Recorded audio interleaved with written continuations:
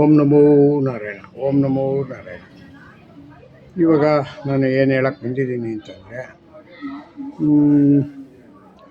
ನಮ್ಮ ರಾಜ್ಯದ ಮತ್ತು ನಮ್ಮ ರಾಷ್ಟ್ರದ ಅಧ್ಯಕ್ಷರುಗಳಾಗ್ತಾರೆ ಅಂತ ಚರ್ಚೆಗಳು ನಡೀತಾ ಇದೆ. ಯಾವುದು ರಾಷ್ಟ್ರದ ಅಧ್ಯಕ್ಷರು? BJP ರಾಷ್ಟ್ರ ಅಧ್ಯಕ್ಷರು ಪ್ರಹ್ಲಾದ್ ಜೋಶಿ ಆಗ್ತಾರೆ ಮತ್ತು ಧರ್ಮೇಂದ್ರ ಪ್ರಧಾನ್ ಆಗ್ತಾರೆ ಹಂಗಂತ ಸುದ್ದಿಗಳು ನಡೀತಾ ಇದೆ ಪತ್ರಿಕೆಗಳಲ್ಲಿ. ಮತ್ತು ಇನ್ನೊಂದು ಕಡೆಯಿಂದ ನಮ್ಮ ರಾಜ್ಯದ ಅಧ್ಯಕ್ಷ ಯಡಿಯೂರಪ್ಪನ ಮಗ ವಿಜೇಂದ್ರನಿಗೆ ಬದಲಿ ಮಾಡಬೇಕು ಅಂತ ಒಂದು ಗುಂಪು ಹೋರಾಟ ಮಾಡ್ತಾ ಇದೆ.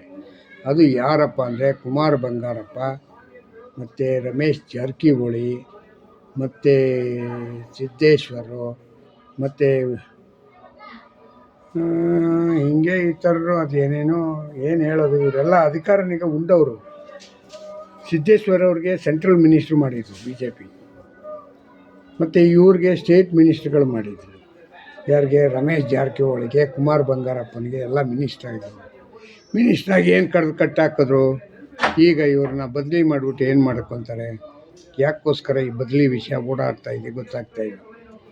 ಒಂದೇನಪ್ಪ ಅಂದರೆ, ಅಧಿಕಾರ ಇದ್ದರೆ, ಏನೋ ರಾಜ್ಯದಲ್ಲಿ ಸರ್ಕಾರ ಇತ್ತು ಅಂತಂದರೆ, ಬದಲಿ ಮಾಡ್ರಪ್ಪ, ಏನಾದ್ರು ಒಂದು ಬೆನಿಫಿಟ್ ಬೇಕು, ಅದಕ್ಕೋಸ್ಕರ ಹೋರಾಟ ಮಾಡ್ತಾರೆ. ಅಧಿಕಾರ ಇಲ್ಲ, ಏನಿಲ್ಲ, ಏನಕ್ಕೋಸ್ಕರ ಇವರು ಗುದ್ದಾಡ್ತಾ ಇದ್ದಾರೆ ಅಂತ ನನಗೆ ಇನ್ನೂ ಅರ್ಥ ಆಗಿಲ್ಲ. ಅಧಿಕಾರ ಇದ್ದಾಗಲೂ ಹಿಂಗೆ ಆಡಿ ದಿನ ತುಂಬಿ ಅದು 5 ವರ್ಷ ಹಾಳು ಮಾಡಿ, ಮತ್ತು ನಮ್ಮ ಇವ್ರನ್ನ ಬೊಮ್ಮಾಯಿ ಅವ್ರನಿಗೆ ಮೂಲೆಗೆ ತಳ್ಳಿಬಿಟ್ರು. ಮೂಲೆಗೆ ಅಂದರೆ ಹಂಗಿಂಗಲ್ಲ.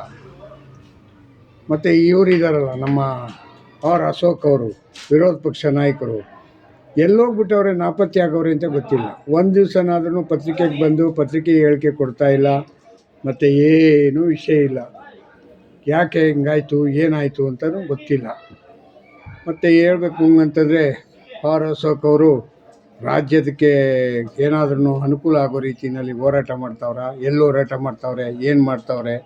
ಮತ್ತು ನೆಕ್ಸ್ಟು ಬೆಳಗಾವಿನಲ್ಲಿ ಅಧಿವೇಶನ ನಡೆಯುತ್ತೆ. ಅಧಿವೇಶನಕ್ಕೆ ಎಷ್ಟು ಮಟ್ಟಿಗೆ ತರಾತುರಿ ರೆಡಿಯಾಗಿದ್ದಾರೆ. 8ನೇ ತಾರೀಕೆ ಅಧಿವೇಶನ ಅಂತ ಹೇಳ್ತಾ ಇದ್ದಾರೆ. ಏನು ಆಗತ್ತೆ, ಏನು ಎತ್ತ ಅನ್ನೋದು ಇದ್ರ ಬಗ್ಗೆನೂ ಗೊತ್ತಿಲ್ಲ. ಹಿಂದೆ ಎಲ್ಲ ಹೋದ ಒಂದು ತಿಂಗಳಿಂದ ಕಾಂಗ್ರೆಸ್ನಲ್ಲಿ ಕದನ. ಏನು ಕದನ? ಕುರ್ಚಿ ಕದನ. ಯಾರಾಗಿದ್ರು, ಯಾರು ಸೋತರು, ಯಾರು ಗೆದ್ದರು ಅಂತ ಗೊತ್ತಾಗಲಿಲ್ಲ. ಲಾಸ್ಟ್ಗೆ ಗೆದ್ದವ್ರು ಯಾರು, ಸೋತವ್ರು ಯಾರು ಅಂತ ಗೊತ್ತಾಗಲಿಲ್ಲ. ಹಂಗಾಯಿತು ಅದು ಕಾಂಗ್ರೆಸ್ ಕದನ. ಅದಕ್ಕೆ ಈಗ ವಿರಾಮ ಹೇಳ್ಬಿಟ್ಟಿದ್ದಾರೆ. ಯಾವಾಗ ವಿರಾಮ ಹೇಳವ್ರೆ, ಯಾವಾಗ ಮತ್ತೆ ಶುರುವಾಗುತ್ತೆ ಗೊತ್ತಿಲ್ಲ.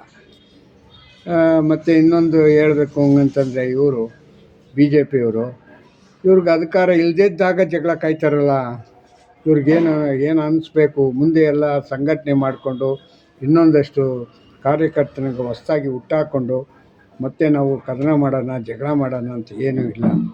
ಈಗಲೇ ಕದನ ಮಾಡಿ ಇವ್ರನ್ಯಾರೋ ನಮ್ಮ ವಿಜೇಂದ್ರನ ಬದಲಿ ಮಾಡಿಬಿಟ್ಟು ಇನ್ಯಾರು ಕೂರಿಸ್ತೀರಾ?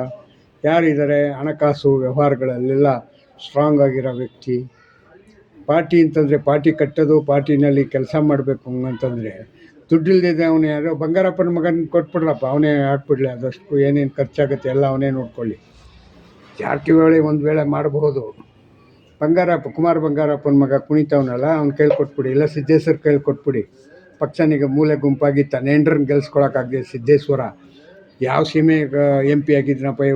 ಇವರು 10 ವರ್ಷ MP ಆಗಿದ್ದರು, ಸೆಂಟ್ರಲ್ ಮಿನಿಸ್ಟ್ರ್ ಆಗಿದ್ದರು. ಏನು ತಂದುಕೊಟ್ರು ಇವರು ರಾಜ್ಯಕ್ಕೆ? ಇಲ್ಲ ಕಾಂಗ್ರೆಸ್ಗೆ ಏನು ತಂದುಕೊಟ್ರು? ದಳಕ್ಕೆ BJPಗೆ ಏನು ತಂದುಕೊಟ್ರು? ಇವರೆಲ್ಲ ಹೋಗಿ ಡೆಲ್ಲಿನಲ್ಲಿ ಕುಮಾರಸ್ವಾಮಿ ಭೇಟಿ ಆಗ್ತಾರಂತೆ. ಕುಮಾರಸ್ವಾಮಿ ಭೇಟಿ ಆಗ್ಬಿಟ್ಟು ಏನು ಮಾಡ್ಕೊತೀರಾ? ಕುಮಾರಸ್ವಾಮಿ BJPಗೆ ಏನು ಅನುಕೂಲ ಮಾಡಿಕೊಡ್ತಾರೆ? ಮತ್ತು ಇಲ್ಲ BJPಗೆ ಕುಮಾರಸ್ವಾಮಿ ಏನಾದ್ರು ಗೈಡೆನ್ಸ್ ಕೊಡೋಕ್ಕಾಗತ್ತಾ? ಅವ್ರ ಪಕ್ಷ ಅವ್ರಿಗೆ, ನಮ್ಮ ಪಕ್ಷ ನಮಗೆ ಅಂತಾರಪ್ಪ ಅಲ್ವಾ? ಅಂಥದ್ರಲ್ಲಿ ನೀವು ಏನಕ್ಕೆ ಹೋಗಿದ್ದೀರಾ ಅವನ ಅಪ್ಪನ ಹತ್ರ? ಪಾಪ ಅವ್ನು ಭೇಟಿಯಾಗಿ ಮತ್ತೆ ಅವ್ರಿಗೆ ತಲೆ ಬಿಸಿ ತರಕ್ಕ, ಮತ್ತು ಇವರು BJPನಲ್ಲಿ ಇರ್ತಕ್ಕಂಥ ಇನ್ನೊಂದಷ್ಟು ಕೆಲವರು ಕುಮಾರಸ್ವಾಮಿ ಭೇಟಿಯಾಗಿ ಸಂದರ್ಶನ ಮಾಡವ್ರೆ, ಹಂಗೆ ಹಿಂಗೆ ಅಂತ ಪತ್ರಿಕಾ ಸುದ್ದಿ ನಡಿಬೇಕು. ಅದಕ್ಕೆ ಏನು ಬೇಕೋ ಅದನ್ನೆಲ್ಲ ಮಾಡ್ತೀರಲ್ವ? ಪತ್ರಿಕೆ ಹೇಳಿಕೆ ಇರಬೇಕು.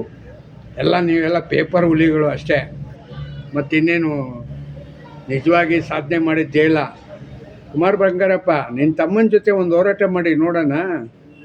ಅವನು ಮೊದಲೇ ಅವ್ನಿಗೆ ಸೋತ್ಬಿಟ್ಟು ಬಂದು ಮನೇಲಿ ಕೂತಿದ್ದೀರಲ್ಲ, ಅಲ್ಲಿ ಹೋಗಿ ಇನ್ನೊಂದಷ್ಟು ಕಾರ್ಯಕರ್ತನಿಗೆ ಹೊಂಚಿ ಹಾಕಿ ಅಲ್ಲಿ ಗ್ರೌಂಡ್ ವರ್ಕ್ ಮಾಡೋಣ, ಇಲ್ಲ ಈ ಸತಿ ಇನ್ನೊಂದು 10,000 ಎಕ್ಸ್ಟ್ರಾ ಲೀಡಿಂಗಲ್ಲಿ ಗೆಲ್ಲೋಣ ಅಂತ ಏನಾದ್ರೂ ಇದನ್ನು ಮಾಡಿದ್ರೆ ಗೊತ್ತಾಗ್ಬಿಟ್ಟಿದೆ, ಒಂದು ಸತಿ ಅವನಿಗೆ ಒಂದು ಸತಿ ನನಗೆ ಕೊಡ್ತಾರೆ ಅಂತ. ಇನ್ಯಾಕೆ ನೀವು ಇದು ಮಾಡ್ಕೊತೀರ, ತಲೆ ಬಿಸಿ ಮಾಡ್ಕೊತೀರಾ ಅಲ್ವಾ ಕುಮಾರ್ ಬಂಗಾರಪ್ಪ ಅವರೇ? ಸಿದ್ದೇಶ್ವರ ಅವರು ಈಗೇನವ್ರ ನಿಮ್ಮ ಮಿಸ್ಸಸ್ಸು ಸೋತ್ಬಿಟ್ರು, ಮತ್ತು ಯಾರೋ ಆಗಿದ್ದಾರೆ, ಅವ್ರನ್ನ ಗೆಲ್ಸೋದ್ರ ಬಗ್ಗೆ ಯೋಚನೆ ಮಾಡಿ. ಪಕ್ಷ ಸಂಘಟನೆ ಸೋತಾಗ ಇನ್ನೊಂದು 10,000 20,000 ಜನ ಕಾರ್ಯಕರ್ತನ ವಂಚಾಕಕ್ಕೆ ಏನು ಬೇಕೋ ಅದನ್ನು ಮಾಡೋದಿಲ್ಲ. ಮತ್ತು ಎಲ್ಲ ಏನು ಗೊತ್ತಾ, ಕುಸ್ತಿಗೆ ಏನು ಬೇಕೋ ಅದನ್ನು ದಾರಿ ಹುಡುಕ್ತಾ ಇರ್ತೀರ. ಯಾವ ರೀತಿ ಕುಸ್ತಿ ಮಾಡ್ತೀರಾ? ಕುಸ್ತಿ ಮಾಡಿದ್ರೆ ಏನು ಸಿಗುತ್ತೆ? ಪಕ್ಷಕ್ಕೆ ವಿರೋಧಿಯಾಗಿ ಹೇಳಿಕೆಗಳು ಕೊಟ್ಬಿಟ್ರೆ ಏನು ನಿಮಗೆ ಲಾಭ ಸಿಗುತ್ತೆ? ಹೇಳಪ್ಪ. ಅವನು ವಿಜಯೇಂದ್ರ ಏನು ಚಿಕ್ಕವನು, ವಯಸ್ಸಲ್ಲಿ ಚಿಕ್ಕವನ, ಎಷ್ಟು ವಯಸ್ಸು? ಏನು 10 ವರ್ಷನ 12 ವರ್ಷನ? ಎಲ್ಲ ಏನು ಒಂದು 8-10 ವರ್ಷನ? ಅವನಿಗೂ ನಿಮ್ಮಂಗೆ ಆಗಿದೆಯಲ್ಲ, ಅವನಿಗೂ 8 ಮಕ್ಕಳು ಎಲ್ಲ ಆಗಿದೆ, ಜೀವನದ ಬಗ್ಗೆ ಗೊತ್ತಾಗಿದೆ. ಹೌದು, ಅವನು ರಾಜಕೀಯಕ್ಕೆ ಬಂದಿರೋದು ತಡವಾಗಿ ಬಂದಿರಬೇಕು. ಅವ್ರ ಮನೆ ಒಳಗಡೆ ಅದೇ ರಾಜಕೀಯ ಅವ್ನಿಗೆ ಹೆಚ್ಚಿಗೆ ಇರೋದ್ರಿಂದ ಅವನಿಗೆ ಗಮನ ಇರುತ್ತಲ್ವ. ಅದನ್ನೊಂಚೂರು ನೀವು ಆಲೋಚನೆ ಮಾಡೋಕ್ಕಾಗಲ್ವ? ಯಾವುದೇ ಕಾರಣಕ್ಕೆ ವಿಜಯೇಂದ್ರನಿಗೆ ಬದಲಿ ಮಾಡಲ್ಲ ಅಂತ ನನ್ನ ಮನಸ್ಸು ಹೇಳ್ತಾ ಇದೆ. ನಾನು ಹಿಂದೆನೂ ಹೇಳಿದ್ದೆ, ಯಾರಿಗೆ ಇವ್ರಿಗೆ ಡಿ ಕೆ ಶಿವಕುಮಾರ್ಗೆ ಯಾವುದೇ ಕಾರಣಕ್ಕೆ ಇದು ಮುಖ್ಯಮಂತ್ರಿ ಮಾಡಲ್ಲ ಹಂಗಂತ. ನೋಡಿದ್ರಾ? ಮಾಡಲಿಲ್ಲ. ಕಾರಣ ಏನು? ಅವನ ಗ್ರಹಗತಿಗಳು ಚೆನ್ನಾಗಿಲ್ಲ. ಅದು ಯಾರೋ ಒಬ್ಬ ರಾಜಕಾರಣಿ ಇದು ಜ್ಯೋತಿಷಿ ಹೇಳ್ಬಿಟ್ಟವನಂತೆ, ಅವನ ದಾರಿ ತಪ್ಪಿಸಿ ಅವನು ಇಲ್ದಿದ್ದೆಲ್ಲ ಪೂಜೆ ಪುನಸ್ಕಾರಗಳು ಮಾಡಿ ಅವನು ಇನ್ನೊಂದು 2,000 ಕೋಟಿ ಖರ್ಚು ಮಾಡೋಕ್ಕೆ ಏನು ಬೇಕು ಅದನ್ನು ಮಾಡಿದ್ದೀರ. ಪಾಪ ಅವನಿಗೆ ಹುಚ್ಚನ ಮಾಡಿ ರೋಡಿಗೆ ಬಿಟ್ಬಿಟ್ರಿ. ಈಗ ಅವನಿಗೆ ಗ್ರಹಗತಿಗಳು ಚೆನ್ನಾಗಿಲ್ಲದೆ ಇರುವಾಗ ಅವನ ಅಧಿಕಾರ ಹೆಂಗೆ ಬರುತ್ತೆ? ಅವನಿಗೆ ಹೆಂಗೆ ಸಿಗುತ್ತೆ? ಹೇಳಿ. ನೀವೊಂಚೂರು ಆಲೋಚನೆ ಮಾಡಬೇಕು. ಇವಾಗಲೂ ಅಷ್ಟೇ, ಇದೂ ಅಷ್ಟೇ. ಯಾರಿಗೆ? ವಿಜೇಂದ್ರಗೆ ಗ್ರಹಗತಿಗಳು ಎಲ್ಲ ಚೆನ್ನಾಗಿದೆ, ಸೂಪರಾಗಿದೆ. ಅವನು 5 ವರ್ಷ ಕಂಪ್ಲೀಟೆಡ್ ಮಾಡ್ತಾನೆ. ಮುಂದೆ ನೆಕ್ಸ್ಟು ಎಲೆಕ್ಷನ್ ಆದಮೇಲೂ 1 ವರ್ಷ 2 ವರ್ಷ ಇರ್ತಾರೆ ಅವರು. ಅಷ್ಟೊಂದು ಪವರ್ಫುಲ್ ಇದೆ ಅವ್ರಿಗೆ. ಯಾಕೆಂಗಂತಂದರೆ ಅವರ ನಡವಳಿಕೆ ಹಂಗೆ ಇದೆ. ಅರ್ಥ ಆಯ್ತಾ? ಅವರು ಬೇಕು ಅಂದರೆ ಇನ್ನೂ 10 ಸೀಟ್ನಿಗೆ ಗೆಲ್ಲಿಸ್ಕೊಂಬರೋ ಕೆಪಾಸಿಟಿ ಇದೆ, ಶಕ್ತಿ ಇದೆ. ನಿಮ್ಗೆ ಯಾರಿಗಿದೆ? ಸೋಮಣ್ಣನಿಗೆ ಅಧ್ಯಕ್ಷನ ಕೊಟ್ಬಿಡ್ರಿ ಅಂತಾರೆ. ಸೋಮಣ್ಣ ಹತ್ರ 1,000 ಕೋಟಿ ಇಟ್ಕೊಂಡವ್ರ? ಇಲ್ಲ, ಸೋಮಣ್ಣನಿಗೆ ಹಿಂದೆಯಿಂದ BJPನಲ್ಲಿ RSSಗೆ ಸಂಪರ್ಕ ಇದೆಯಾ? RSS ಯಾರಿಗೆ ಸಂಪರ್ಕ ಇರುತ್ತೋ ಅವರು ಮಾತ್ರ BJPನಲ್ಲಿ ಅಧ್ಯಕ್ಷ ಸ್ಥಾನ ಕೊಡ್ತಾರೆ. ಸುಮ್ಮನೆ ಹುಚ್ಚುಚ್ಚಾಗಿ ಪತ್ರಕರ್ತರಿಗೂ ಮಾಡೋ ಕೆಲಸ ಇಲ್ಲ. ಸೋಮಣ್ಣ ಆಯ್ತಾರಂತೆ. ಸೋಮಣ್ಣ ಯಾಕ್ರಿ ಪತ್ರಕರ್ತರೆ ಒಂದು ಚೂರು ಆಲೋಚನೆ ಮಾಡಿದೆ ಹೇಳಿ. ಅವನಿಗೆ ಡಿ ಕೆ ಶಿವಕುಮಾರ್ನಿಗೆ ಮೋಸ ಮಾಡಿ ಅವನಿಗೆ ಯಾರು ಸೋತರು ಗೆದ್ದರು ಅಂತಂದರೆ ಪತ್ರಕರ್ತರೇ ಸೋತರು ಅಂತ ಹೇಳ್ತೀನಿ ನಾನು. ಪತ್ರಕರ್ತೆ ಯಾಕೆ ಹಂಗಂತಂದರೆ, ನೀವು ಹಿಂದೆ ಎಲ್ಲ ಬಸವರಾಜ ಬೊಮ್ಮಾಯಿನಿಗೆ ಸೋಲಿಸಿದವ್ರು ಯಾರು? ಪತ್ರಕರ್ತರು ಸೋಲಿಸ್ಬಿಟ್ರಿ, ಅವ್ರನ್ನ ಗೆಲ್ಸಿದ್ರಿ ಕಾಂಗ್ರೆಸ್ನ. ಈಗ ಯಾರಿಗೆ ಸೋಲಾಯಿತು ಹೇಳಿ? ಪತ್ರಕರ್ತರಿಗೆ ಸೋಲು. ಇದು ಯಾರೇ ಸೋತ್ರೂ ಪತ್ರಕರ್ತರಿಗೆ ಸೋಲು. ವಿಜಯೇಂದ್ರಂದು ಅಷ್ಟೇ. ಸುಮ್ಮನೆ ಇರಲ್ಲ. ಏನು ಮಾಡ್ತೀರಾ? ಒಂದು ಸುದ್ದಿ ಹಬ್ಬಿಸ್ತೀರ. ಆ ಸುದ್ದಿ ಅವರು ಹಂಗೆ ಯಾರಾದರೂ ಒಬ್ಬ ಈ ಬಂಗಾರಪ್ಪನಂತೆ, ಕುಮಾರ್ ಬಂಗಾರಪ್ಪನಂತೆಯವರು ತಲೆಕೆಟ್ಟವರು ಎತ್ತಿ ಹಿಡ್ಕೊಂಡು ಕುಣಿತಾ ಇರ್ತಾರೆ. ಅವರಿಂದ ನೀವು TV ಇಟ್ಕೊಂಡು ಸರ್ ಏನಾಯಿತು ಇನ್ನೇನು ಕಲ್ತಿಲ್ಲ, ಹಿಂಗೆ ದಿನ ತುಂಬಿಸ್ಬಿಟ್ರಿ. ಮತ್ತು ಇನ್ನೇನು ಹೇಳೋದು? ಜೈ ಹಿಂದ್, ಜೈ ಕರ್ನಾಟಕ ಮಾತೆ. ಓಂ ನಮೋ ನಾರಾಯಣ.